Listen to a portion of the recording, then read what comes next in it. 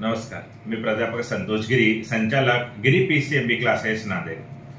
यावर्षी जी अतिवृष्टी झालेली आहे, बऱ्याच ठिकाणी इतका मोठा महापूर आलेला होता की शेतकऱ्यांचा पूर्ण शेतकऱ्यांचं जे काही त्यांनी पेरलं होतं, त्यांची मेहनत आपण ज्याला म्हणू, ते सगळं वाहून गेलेलं आहे.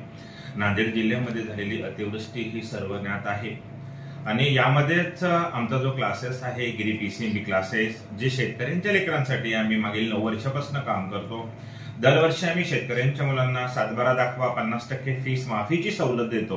पण यावर्षी त्याही पेक्षा बिकट परिस्थिती झालेली आहे आणि आपण पाहतो की शेतातच काही पिकलं नाही तर लेकरं शिकतील कसे, त्यांच्या शिक्षणासाठी लागणारा पैसा शेतकरी कुठून आणेल, या विषयाची जाण ठेवून यावर्षी गिरी पीसीएमबी क्लासेसने एक अनोखा उपक्रम राबवायचं ठरवलेला आहे. यामध्ये जिथे अतिवृष्टी झालेली, ज्या तालुक्यामध्ये अतिवृष्टी झालेली आहे, अशा विद्यार्थ्यांसाठी पूरग्रस्त जे विद्यार्थी आहेत किंवा पूरग्रस्तांचे जे पाल्य आहेत यांच्यासाठी आम्ही 75% फीस माफ केलेली आहे यावर्षी. म्हणजे बाकी क्लासेसच्या तुलनेमध्ये आम्ही 75% फीस माफ करून यावर्षी मुलांना शिकवणार आहोत. जे विद्यार्थी यावर्षी 10वी मध्ये आहेत आणि आता पुढच्या वर्षी ते 11वी मध्ये येणार आहेत, त्यांच्या एक्झाम सुद्धा आम्ही घेत आहोत. स्कॉलरशिप एक्झाम गिरीज ग्रेट नावच्या परीक्षा आहेत, त्यामध्ये त्यांना 100% पर्यंत फीस माफी मिळेल.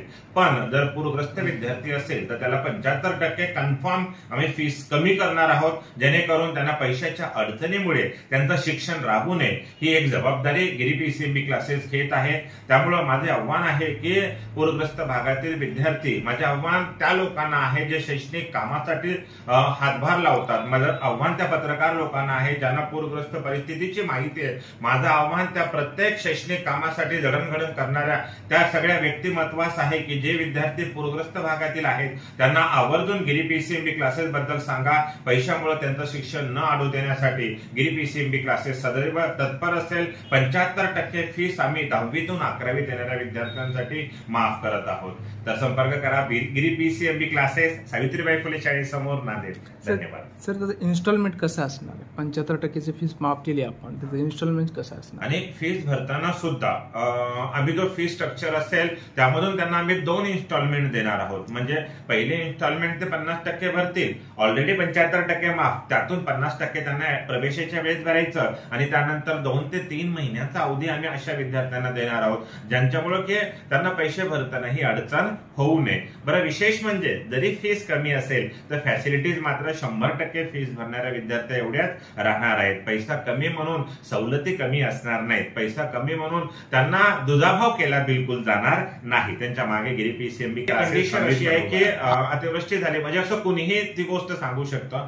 तर आम्ही सरळ साध्या कंडिशन ठेवल्या. त्यांच्याकडे जर पंचनामा झालेला असेल तर त्याची प्रत, झेरॉक्स प्रत आम्हाला दाखवावी, किंवा जरी तसं नसेल तरी त्यांच्या खेड्यामध्ये, त्यांच्या गावामध्ये आलेली पूरस्थिती त्यांनी मोबाईलमध्ये जरी कैद केलेली असेल आणि ते व्हिडिओ, त्यांच्या घरामध्ये गेलेल्या पाण्याचे व्हिडिओ जरी दाखवले तरी आम्ही त्यांना ही सवलत देणार आहोत.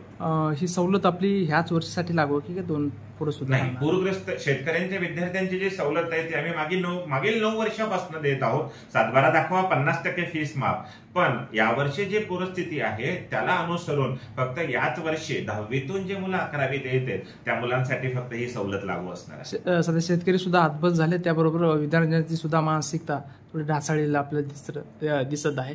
आता अशा विद्यार्थ्यांना शिकायची आवड आहे, तुम्ही 75% फीस तर माफच केली, पण त्याचं मनोबल खचलेलं आहे. अशा विद्यार्थ्यांना शेतकऱ्यांना आव्हान काय असणार आपलं? नाही, मुळात आहे ना अशा विद्यार्थ्यांसाठी, कारण काय असतं, जसं आपण म्हणतो की मुलांचं म्हणजे मानसिक संतुलन सुद्धा इथे मागे पुढे होतं. कारण आता आमचे वडील पैसे लावतील की नाही, बरं लावतील तर कुठून लावतील, हाही या मुलांना समज आलेली असते. आणि शेतकऱ्यांच्या लेकरांना तर जाणीवपूर्वक ही समज खूप जास्त असते. तर मुळात मला या लेकरांना एवढं सांगायचं की बाबांनो, पैसा किती आणि कितपत, किंबहुना याही पेक्षा उपर जाऊन आता जे आत्महत्याग्रस्त शेतकरी आहेत यांना आम्ही ऑलरेडी सवलत देतो. आता मला ह्या गोष्टी ओपन करायच्या नाहीत, कारण काय असतं, विद्यार्थ्यांना ही गोष्ट, म्हणजे माझ्याकडे असे विद्यार्थी आहेत, जवळपास 12 ते 13 विद्यार्थी आहेत ज्यांना आईवडील नाहीयेत. 19 विद्यार्थी आहेत माझ्याकडे जे सिंगल पॅरेंट आहेत. आपल्याला त्यांची नावं जाहीर नाही करायची, रिझन असं असते की त्यांना या गोष्टीची कमतरता जाणू नये. मुद्दा दुसरा की जो पूरग्रस्तचा विद्यार्थी आहे, ठीक आहे, त्यांना मात्र आता आम्ही जी फीस घेतोय ना, ही फक्त त्यांना लागणाऱ्या शैक्षणिक साहित्याचीच फीस असणार आहे.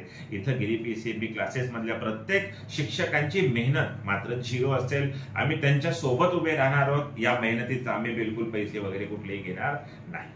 पूरग्रस्त भागातील विद्यार्थी आहेत, आम्ही तोही प्रयत्न करत आहोत. कारण त्यांना आता असं वाटतं की बाबा आमचं एज्युकेशन कसं होईल, तर अशा विद्यार्थ्यांपर्यंत क्लासेस पोहोचण्याचा प्रयत्न करत आहे. यामध्ये शैक्षणिक काम करणारे जे काही व्यक्तिमत्व आहे त्यांचाही आम्हाला हातभार लागणार आहे, विशेषतः पत्रकारांचाही हातभार लागणार आहे, आणि क्लास सुद्धा त्या विद्यार्थ्यांपर्यंत गावांपर्यंत पोहोचायचा प्रयत्न करत आहेत.